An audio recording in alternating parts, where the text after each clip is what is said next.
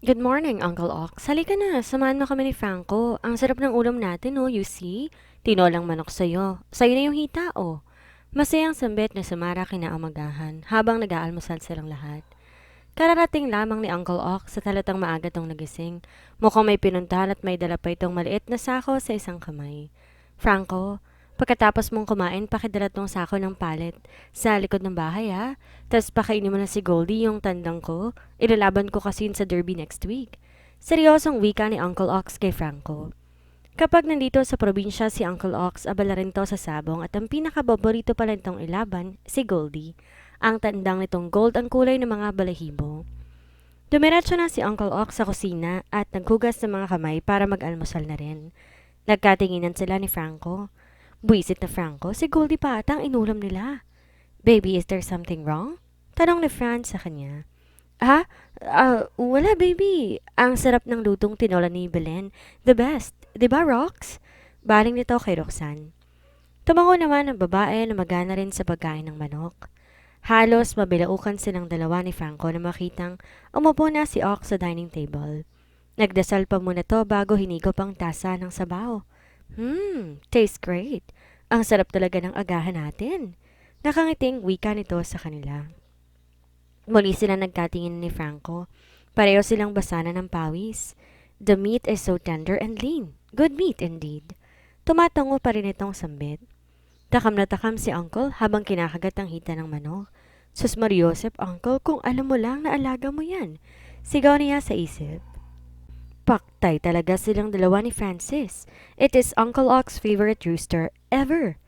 Masaya pa nitong kinakwento sa kanila na si Goldie raw 3-time champion na sa derby ng province nila. Uncle, pakakainin ko na si Goldie ha? Tumayo na si Franco pagkatapos silang kumain. Samahan na kita, Franco. Gusto kong tingnan si Goldie. Natataranta niyang sambit sa lalaki. Sasama pa ba ako? Tanong nito sa kanila. Ay naku uncle, wag na po. Maraming bubuig sa likod. Bahay eh. Nahulog yung beehive mula sa puno mangga kanina. Baka kagatin ka po. Namamawis na sambit ni Franco habang daladalang isang sako ng pellet na para kay Goldie sana. Sige. Kayo nang bahala ni Samara. Anito sa kanila. Tangina mo talaga, Franco. Sa dinami-rami ng tandang at inahin ni Uncle, bakit yung Goldie pa ang ginawa mong tinola? Hayop ka, Franco. Papatayin tayo nun ni Uncle. Hinampas niya sa balikat si Franco.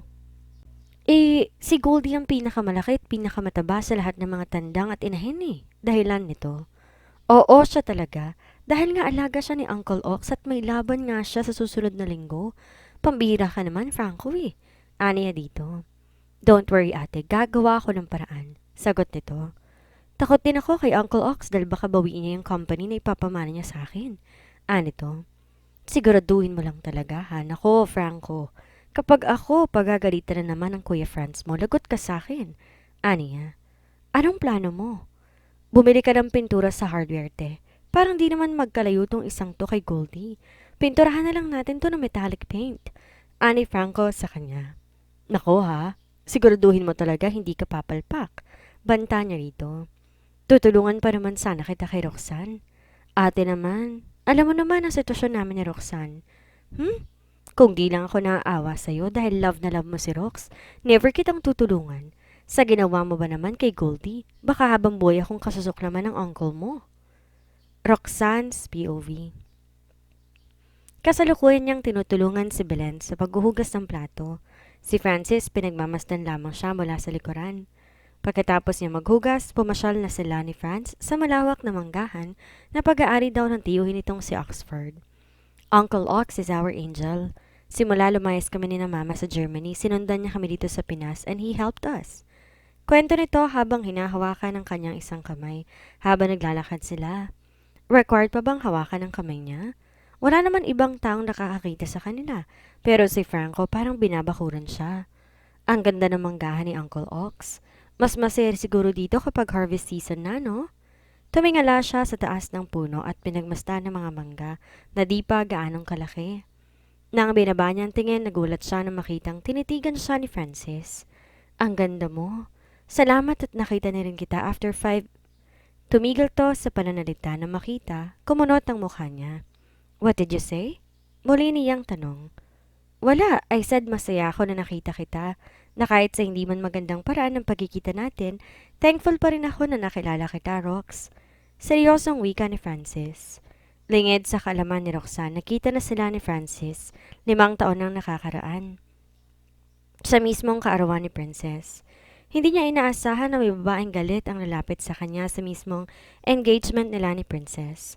It was him and not Franco that time. Habang nasa ibang bansa si Franco, sinamantala na nila ni Samara na ituloy ang misyon nila. He is an assassin, a hardcore assassin. Si Princess anak ng isa sa pinakadelikadong mafia ng bansa.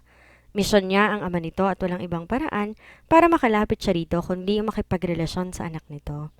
At first, si Franco ang inutusan niyang ligawan at gawing girlfriend si Princess. Noong una, tumanggi ang kakambal niya ngunit kinulit nila ito, kasama na si Ate Sam at Kuya Franz na rinding-rindi na rin sa ama ni Princess. His mission is only to know their hideout, kung saan ang planta ng droga ng ama ni Princess. Nang malaman na nila ang tinatagong sekreto ng mga ito, si Samara na at Cataleya ang bahala. After the raid, they succeeded in eliminating Princess' father. Then he broke up with her as Franco. Nalaman niya umalis na raw ang pamilya ni Princess sa ibang bansa dahil marami niyang threats ang natatanggap ng pamilya. Back to the night he met Roxanne, ramdam niya ang galit ng dalaga pero deep within something pushes him to know a lot more about her. Hinanap niya to pero di siya nagtagumpay until the day he accidentally bumped her. Masaya siya na masilayan niya to but seeing her children irritates his ego dahil kamukha talaga ni Franco. Pero nagdidiwang pa rin siya dahil galit na galit si Rox sa kapatid niya. And all this proposition to Rox is just his scheme. Gusto lamang niyang makasama talaga ang babae at ipakilala to sa pamilya. Sa ganitong paraan, malalaman na ni Franco na sila na ni Roxanne at may blessing na galing sa mama nila. Although may konting paghihiganti rin ang ginagawa niya ngayon para sa dating girlfriend pero nag-iba na ang hangin ngayon. He wants to keep her. He will offer her marriage. Sasabihin niya fake marriage yun but the plot twist is, it will be real and legal. Bandang hapon na nakabalik na rin sila ni Francis sa mansyon. Nakita niya si Ate Samara na nakaupo at nagkakape sa beranda. Nilapitan niya to at umupo sa tabi ng babae. Oh, Ate Samara, naalala na kita. Aniya rito na makitang suot nito ang bracelet na binigay niya dati. Nabigay rin naman ni Franco sa kanya. I remember you two, Rox. Kamusta ka na? Samara asked. Alam na niya kung anong ibig sabihin nito. She was there 5 years ago when the doctor announced about her pregnancy. Magsasalita pa sana siya na makita niya si Franco na may dala. Isang platong nilagang mais at ipinatong sa malit na table sa harapan nila. Bigla niya tuloy naalala ang nangyari sa kanila sa probinsya dati. Ang huling beses nilang pagsasama ni Franco. He promised a lot of things to her back then na hindi nangyari dahil sa nalaman niyang engaged na pala ito at si Princess. Hanggang ngayon nandito pa rin ang galit sa dibdib niya. How could he lie so much about him? Kumuha si Samara ng isang mais at mabilis nang inuya iyon. Sobrang sweet ng mais ni Uncle, no? Mamaya punuin mo ng mais tong sako na to ha. Utos ito kay Franco. Si Francis nagpaalam dahil may pupuntahon daw muna to sa bayan saglit. Ate, alam mo naman, istrikto si Uncle Ox. Ang sabi niya, hayaan na muna mga tanim niya at baka raw magtampong puno. Kapag maaga pa, kinuha na natin ang mga mais. Dinig niyang sambit ni Franco kay Ate Samara. Ay, pambihira. Huwag kang maniniwala kay Uncle Ox. Anong magtatampong puno ng mais? Eh, di naman tao yun. Basta kumuha ka. Punuin mo tong sako ko para may merienda ako ha. Pagbalik sa Maynila. Huwag mo lang sabihin kay Uncle, alam mo naman yun. Isa yung napakahalaga ng mais niya. Matutuyot tigang na si Uncle pero ang mais niya, never. Kumuha pa ito ng isang mais at muli naman niyong nilantakan. Franco looked at her and smiled ngunit pinandilatan lamang niya to na mata. She even rolled her eyes on him. Wala siyang balak na makipagmabutihan kay Franco but deep within she remembered something from that smile. Hoy, Franco, ikaw ba ay na-in-love na? Tanong ni Samara sa binata. Once, but she left me without even saying a word. Hindi man lang tinupad ang pangako niyang maghihintay siya sa akin. Nung umuwi ako sa Pinas, wala na siya. Not even a trace of her. Since then, di na kami nagkitang muli. He explained while looking directly in her eyes. Para bang siyang kinakausap nito? Di naman siya makatayo at umalis dahil si Ate Samara nakadantay ang dalawang mga paa nito sa binti niya. Oh, kawawa ka naman. Ipaliwanag mo sa kanya kapag nakita mo siya ulit. Malay mo baka di lang kayo nagkaintindihan, di ba? Malay mo this time she's willing to listen to you. Dagdag pa ni Ate Samara. Galit naman siya sa akin, ate. Ni ayaw naman niya akong pakinggan. Siguro, hindi niya na ako mahal katulad ng dati. Siguro, may iba na siya. Kung nagtanong lang sana siya sa akin noon, pero nauna na siyang umalis.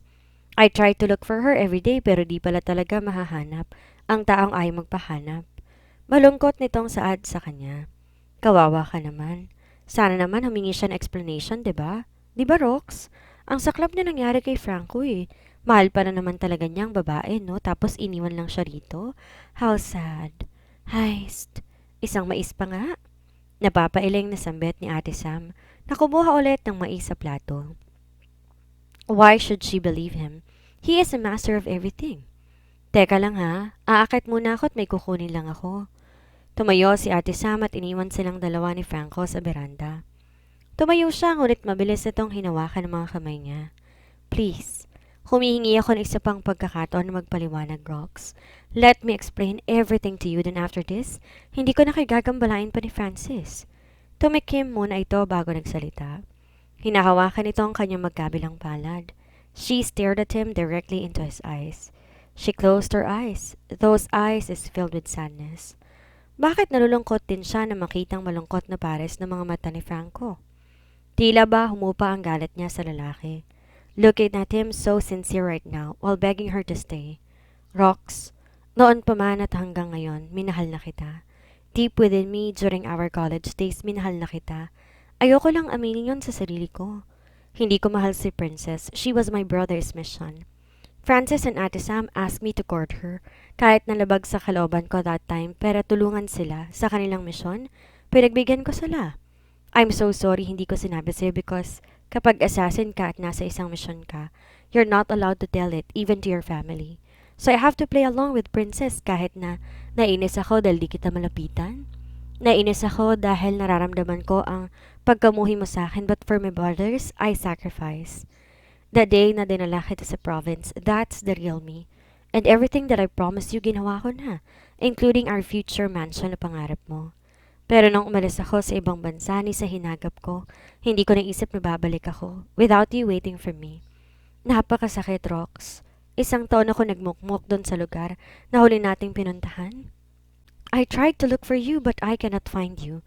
Hanggang sa lumipas ng mga taon, hindi pa rin kita mahanap. Then one day, I found you in the arms of my brother. Rox, I love you. But if you love him, wala na ako magagawa.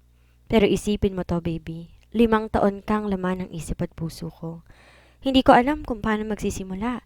Thinking that the person I loved is gonna marry my brother. Magpaparayo na lang siguro ako. Mahal ko kayo ni Francis at hangad ko ang kasiyahan ninyo. Malungkot na sambit ni Franco sa kanya. Something is missing sa story na to. How about Princess? Franco, you're supposed to marry Princess, right? That night in their mansion, you were there, Franco. Inanunsyong nilalapit ninyong kasal ni Princess. Sinabi mo pa nga sa mukha ko na si Princess ang mahal mo, di ba? Nasaktan din ako, Franco, kaya umalis ako dahil hindi ko maatim na makita kayong dalawa. Gusto ko magtago para di na muling mag-cruise pa ang landas natin. Sagot niya. What? I was there but... Di makapaniwalang sambit ni Franco. Taka rin siya sa reaksyon nito. Nakalimutan na ba nito? Franco, may dapat kang malaman. I'm sorry, makikisabat na ako. Hindi ko naman kasi alam that time na si Roxanne at ikaw pala ay mag-on na eh. During that time, Rox, hindi si Franco nakita at nakausap mo. It's Francis. Nagpanggap siya na si Franco siya to continue his mission. Ako naman palang makakasagot sa problema ninyong dalawa. Inabot pa kayo ng 5 taon. Sabad ni Samara nakakabalik lamang mula sa itaas. Tumayo siya. She can't understand. Halo-halong emosyon ang nararamdaman niya ng oras na yun. Tumakbo siya sa itaas ng kwarto niya at doon na napahagulgol. Why? Bakit sa kanya nangyari yun? Deserve ba niyang lahat ng to? Sa isang banda, guilty siya. She promised Franco that she will wait, pero sa nakita niya, sino ba naman mag-aakala na ibang tao pala ang kasama ni Princess? Pinaglaruan sila ng tadhana. Naalala niyang bigla ang mga anak niya. They longed to have a father. Naalala niyang mukha ni Franco, kaya pala napakalungkot nito. Both of them suffered 5 long years. Akala ni Franco siya nag-iwan dito while on the other hand, akala niya niloko siya nito but everything is a big mistake. Pareho silang biktima ng sitwasyon. Pareho silang nagdusa at nasaktan sa panahong yon na inakala niya siya lang ang nakakaramdam ng matinding sakit at kirot. Isang katok ang nagpatigil sa kanyang pag-iisip.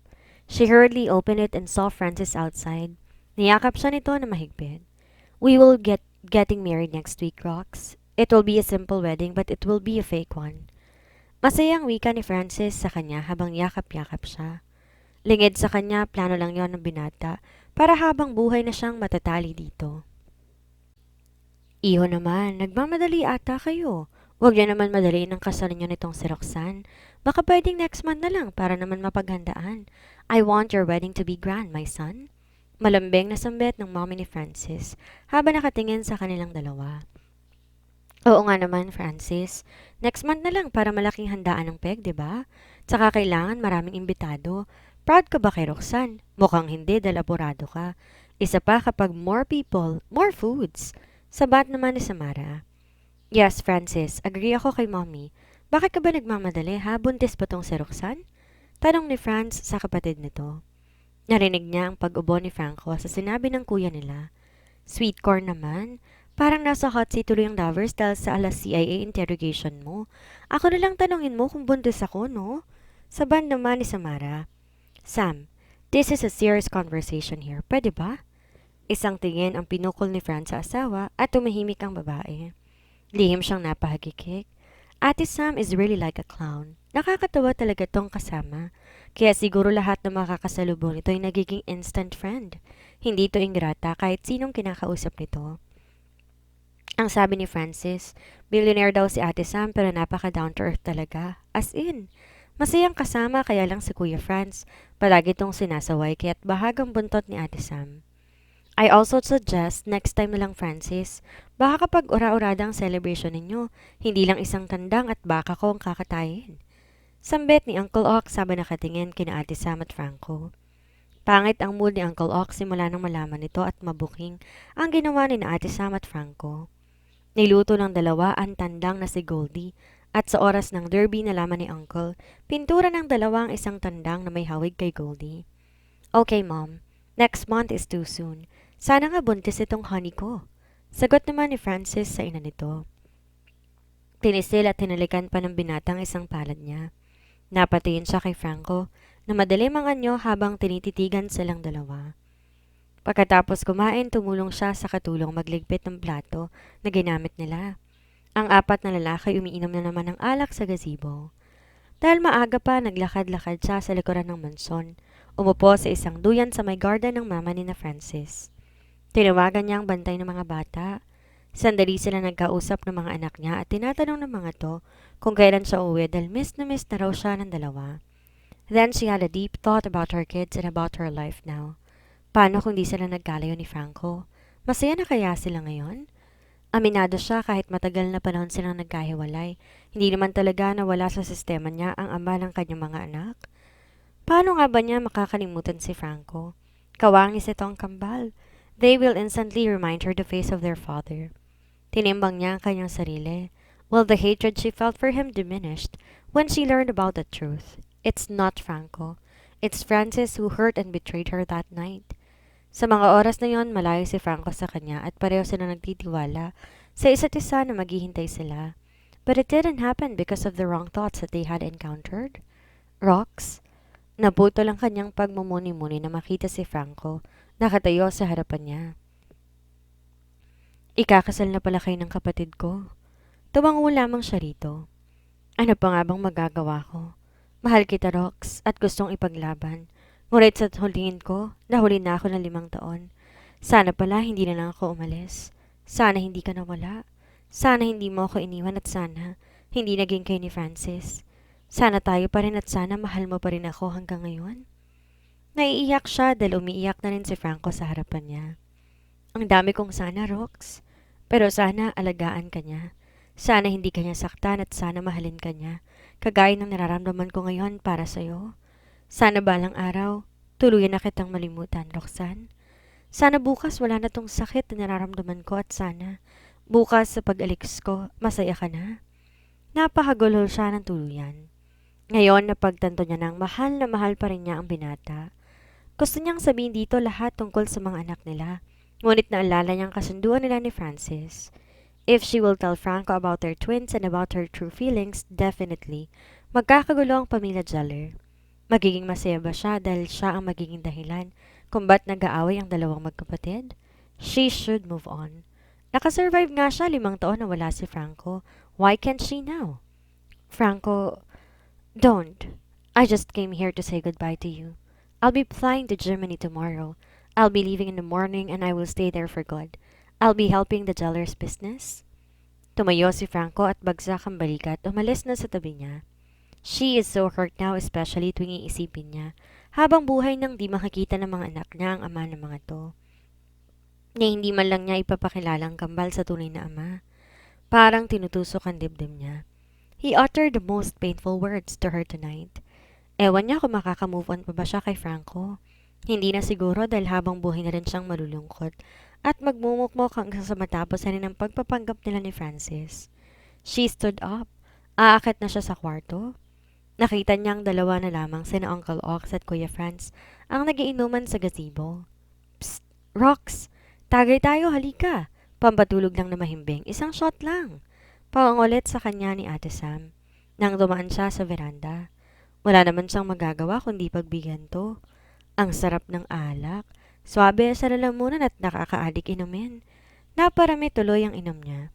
Nakakainit din pala yun ng katawan kaya't pagkatapos sila mag-inuman ni Samara, umakit na siya at nag-shower na sa bathroom para pawiin ang init ng kanyang katawan.